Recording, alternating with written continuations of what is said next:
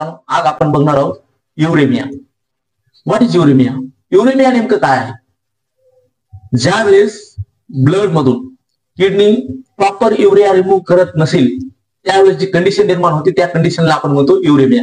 माल functioning of kidney which leads to accumulation of urea in blood. किडनीच्या functioning मध्ये problem आला असेल आणि त्यामुळे ब्लड मध्ये जर युरिया डिपॉझिशन होत असेल त्यावेळेस आपण त्याला म्हणतो युरेमिया. बरोबर.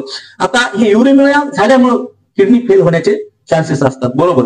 आणि असे जे पेशंट असतात ज्यांना युरेमिया झालेला असतो त्या पेशंट मध्ये बघा आपण काय करावं लागणार, which leads to kidney failure, म्हणजे किडनी फेल होऊ शकते. त्याच्यानंतर in such patient urea removed by haemodialysis, म्हणजे अशा पेशंटला जे त्याच्या बॉडीमध्ये जे ब्लड आहे त्याच्यामध्ये युरिया डिपॉझिट झालेलं आहे ते युरिया रिमूव्ह करण्यासाठी आपल्याला जी प्रोसेस युज करतो त्याला आपण म्हणतो हिमोडायलिसिस.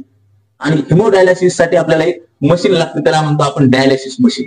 बरोबर. आता डायलिसिस मशीन कशा प्रकारे वर्क करते बघा. आता एक पेशंट आहे आपलं, बरोबर का, हिमोडायलिसिस करायचे ह्या पेशंटच्या ब्लडचे आपल्याला, बरोबर, युरेमिया झालेला पेशंट आहे. आता ह्या पेशंटच्या आरटी मधून आपण ब्लड रिमूव्ह करणार म्हणजे बाहेर काढणार. त्याच्यानंतर ते कोॲग्युलेट होऊ नये त्यासाठी आपण त्याच्यात हिपॅरिन टाकणार ऍज अ अँटी कोॲग्युलेंट. बरोबर.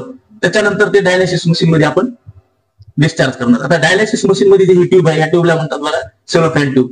आता ही ट्यूब असते बघा नायट्रोसेल्युलर मेम्ब्रेन फिल्टर पेपर पासून बनलेली आणि सिलेक्टिव्हली परमिएबल असते.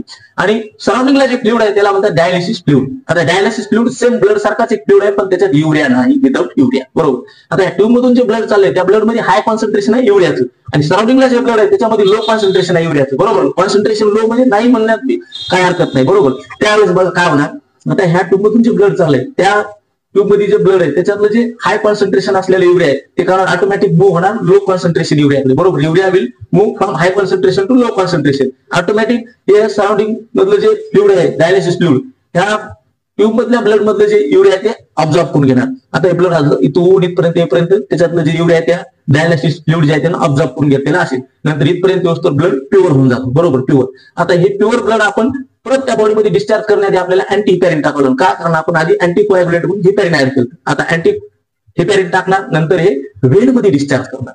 आर्टरी मधून आपण रिमूव्ह केलं होतं, काढलं होतं बाहेर आणि डिस्चार्ज करताना वेन मध्ये केलं. बरोबर. त्या ओव्हरऑल प्रोसेसला आपण म्हणतो हिमोडायलिसिस.